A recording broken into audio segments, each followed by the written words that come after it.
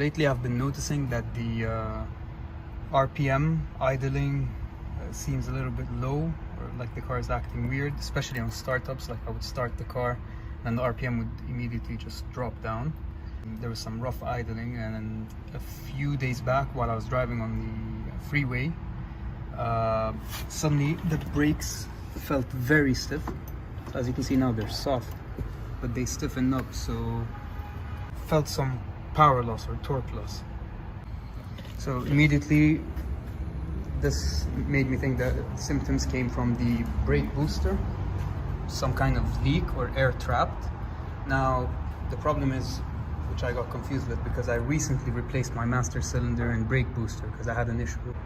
Nothing related with what I'm talking about right now. So these two parts are brand new. So the other thing was checking the booster check valve, and I thought that would be leaked, so I tightened everything up over here. Seemed fine. Drove the car a bit. Brakes still felt a little bit hard. Ended up having to check all the holes and then tighten the bottom part as well, and that fixed it. So basically there was air, I guess, trapped or maybe leak, and car is back to normal.